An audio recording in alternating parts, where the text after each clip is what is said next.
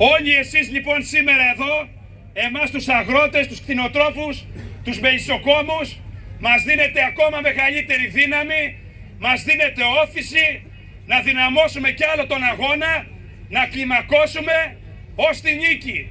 Γιατί ο μόνος τρόπος για να έχουμε τα αποτελέσματα, αυτά που επιθυμούμε το επόμενο διάστημα, είναι με αυτόν τον τρόπο. Με την αλληλεγγύη όλων αυτών, δηλαδή όλων εσάς, μαζί, για να μπορέσουμε να ανταπεξέλθουμε σε αυτές τις δυσκολίες που έχουμε απέναντί μας. Έχουμε έναν αντίπαλο δυνατό, οργανωμένο, με τους συλλόγους τους όλοι αυτοί. Είδατε, οι σύλλογοι των βιομηχάνων βγαίνουν και πιέζουν, οι σύλλογοι των μεγάλων ξενοδόχων πιέζουν, γιατί δεν έχουν τα κέρδη αυτή τη στιγμή, δεν θα έχουν μάλλον τα κέρδη αυτά που επιθυμούν.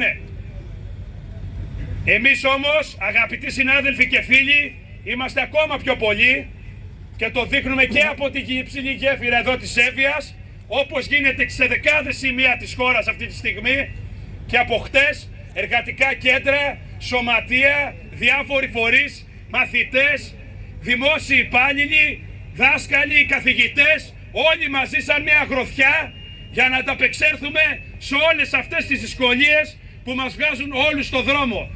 Γιατί το πρόβλημα εμάς εδώ των αγροτών αποδεικνύεται και στην πράξη από τον τρόπο που αντιδράει όλος ο κόσμος και μας στηρίζει, ότι είναι πρόβλημα συνολικό όλης της κοινωνίας, και έτσι το αντιμετωπίζουμε λοιπόν, συνάδελφοι και φίλοι, όλοι μαζί σαν κοινό πρόβλημα.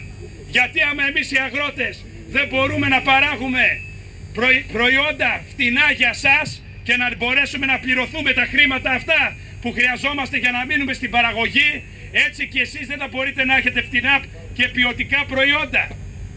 Όλη αυτή η κατάσταση, όλες αυτές οι πολιτικές που μας φέρανε εδώ, έτσι και εσάς σας φέρανε σε αυτή την κατάσταση όλα αυτά τα χρόνια που αγωνιζόμαστε όλοι μαζί.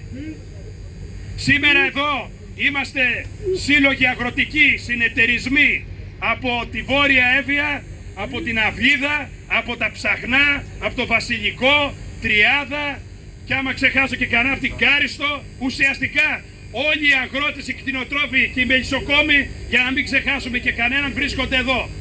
Και η εργατιά της πόλης της Χαλκίδας και πολλοί άλλοι αλληλέγγυοι, συνταξιούχοι, όλοι μαζί. Και αυτό είναι το μήνυμα που δίνουμε σήμερα εδώ από την Εύβοια, αυτό είναι το μήνυμα που θα δίνουμε από εδώ και πέρα, ότι όλοι μαζί μπορούμε να ανταπεξέλθουμε σε αυτές τις δυσκολίες και να σπρώξουμε αυτό το τείχος για να υλοποιηθούν τα αιτήματα αυτά, τα οποία θα φέρουν τα προϊόντα και σε εσάς φθηνότερα.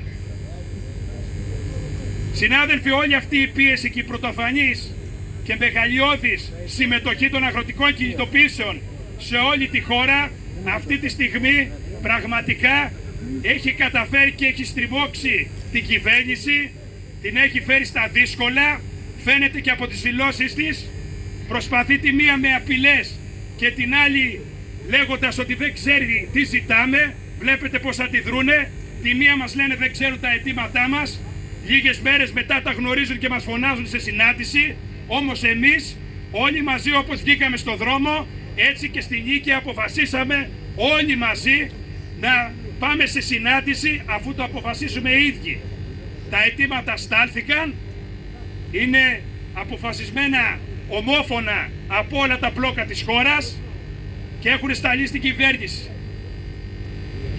Στριμώξαμε την κυβέρνηση και αναγκάστηκε να τοποθετηθεί πάνω στα αιτήματα.